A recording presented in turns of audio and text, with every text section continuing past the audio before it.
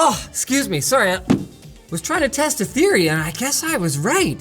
It seems like every time I sneeze, somebody releases a new one of these handheld PCs. It's at the point now where pretty much no matter what form factor or spec you're interested in, there is something for you. Meet the AYANEO Flip DS, a brazen attempt at creating a machine that looks like it will be absolutely perfect for Nintendo DS emulation, but in truth, it's a little bit more complicated than that. Let's have a look at the machine. Ooh, it's thick. The top looks really slick though. Oh, this is something. It's available in 2 colors, black and wouldn't recommend. This has only been used for a couple of hours by our labs team for testing, and you can already see it's starting to look pretty dirty. These are replaceable. Hey, there we go. Huh, well, let's see what else is in the package. Wow, damn boy. 65 watts, detachable USB-C cable, love to see it. Oh, different textured grip pieces. They're worse. USB-C cable, looks like a 6-foot cable. And I was wrong. It's a 5-foot cable, what a bizarre cable length, okay. International adapters and USB-C to A adapters for 1 and 2. Oh, I guess now's a good time to look at the I/O of this thing. On the top, you've got your right triggers. These are Hall effect triggers. You've got your shoulder buttons. You've got a third button, really love to see that, programmable. You've got a micro SD slot, just a little something like that.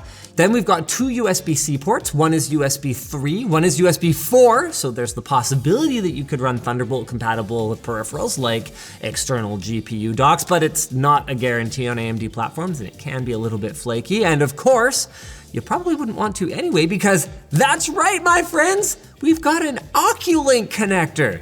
Now, unlike Thunderbolt or USB 4, it's not hot pluggable, so you can't just plug in your GPU whenever you feel like, but if you shut down your system, plug in an Oculink eGPU, then boot up your system, you don't have to deal with some of the additional protocol overhead of these interfaces, and you get a full PCIe Gen 4x4 connection, meaning even reasonably performant modern GPUs should run really freaking well in this thing. What else we got here? We've got stereo speakers on the bottom. I'd like to see the bottom mounted headphone jack, appreciate that.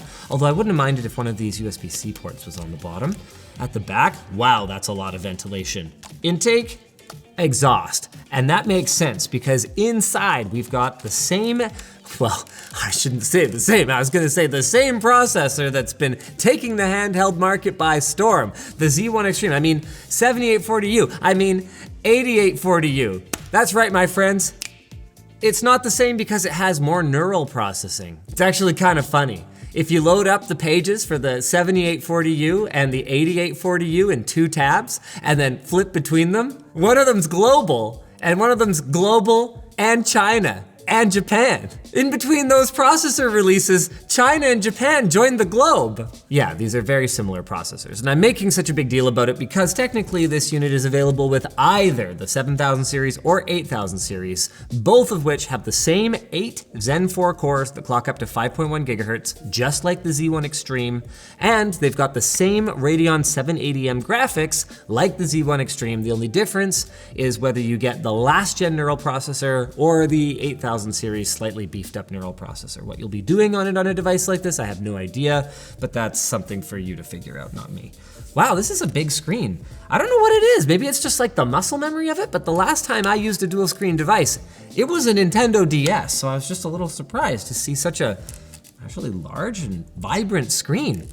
AYANEO seems to have absolutely no idea what the specs of this thing are. They advertise everything from 400 nits, I think it is, to 550 nits. But when we measured it in our lab, we got over 800 nits, which is extremely bright for an SDR display, making this thing easily usable even outdoors, which is pretty cool. Grayscale performance was okay at 2.4, was a little on the warm side. Good for HD video, but it'll be a little darker than normal for reference or desktop content. And it managed 97% coverage of the sRGB color space, which is fine. Color accuracy was also fine, and the same can pretty much be said of the bottom display, except that it had a little bit better gamut coverage and doesn't get as bright. Let's talk about the inputs. It's quite flat though. I'm sure any resemblance to the Nintendo DS is quite coincidental, but unlike the DS, instead of going with, those awful slidey joysticks in order to keep it flat, they've got a pretty decent range of motion on these, and they've just recessed them under the surface. I guess that's a big part of the reason this thing is so bloody thick, because look how much of the space is being taken up by these joysticks. They feel okay though. I think it's a pretty okay trade-off. Actually, ergonomics are generally pretty okay, especially considering this thing's considerable heft. What else have we got going on here? We've got a button for AYANEO space, okay, so we can adjust our power profile, we can adjust our performance overlay. Sure, let's turn that on. Let's go simple though. We can adjust our fan configuration, smart or auto? Smart or auto? Should I do a smart or an automatic segue to our sponsor? XSplit. Whether you're a streamer, a content creator, or you're just always on video calls for work, XSplit's cutting-edge broadcasting and video production tools can help you take your live streaming to the next level. They offer a range of products like Broadcaster and VCam. Broadcaster allows you to capture, produce, and stream high-quality video content to platforms like Twitch and YouTube. And with VCam, you can easily remove, replace, or blur your webcam background during a video call, live stream, or recording, creating a more professional-looking and distraction-free video. So check out XSplit today at lmg.gg/XSplit and use code Linus for a very nice 69% off your first purchase or subscription. Do you want me to turn the brightness down on this a little bit? I think it was okay. All right, let's figure out what all the buttons do. Oh, we've got joy to mouse. Oh, there we go. So they're just set up in a pretty how do I right click? Yeah, well that's left click. Oh, hey, there it is, nice. Let's have a look at the display settings. Okay, that's a sensible config. Yeah, it's definitely too bright. Do you want me to turn it down, Glenn? Okay, let's lose some of this 800 nits of brightness here. Oh, there's one of those little oh, that is not the best one of these little trackpads I've ever used. All right, we got our, oh, cool, some programmable buttons. Select the window to move to the secondary screen. Okay, sure. We did come across some bugginess managing applications between the two screens, including a weird one where when we were doing our battery testing, we found that extinguishing the bottom screen didn't really have a significant impact on battery life because it was still showing up to Windows and it was still outputting to it. It was just a full black screen at whatever brightness it was at, as far as we could tell. But the good news is that it's Windows. So when it comes to window management across multiple screens, there are lots of different options, both built into the operating system and from third parties. So you got your standard Xbox C buttons right here. You've got, whatever this button does. Oh, okay. Go to desktop button. Let's see what this button does. There it is. Okay, but if we do that. Oh, I see. So that overlay is an overlay. It sits in the foreground. Okay, so this toggles that functionality. That's pretty cool. Oh, one thing I haven't mentioned, power buttons here, built-in fingerprint scanner. Love to see it. I am not a fan of these vibration motors. Can I just get that out there right now? You can hear what I don't like about them, I bet. Let's see if we can adjust that a little bit. Okay, vibration, high. Oh, that'll probably. Oh, guys, really? The controller is working both in game and in, Well, high is that, but more. Let's try low.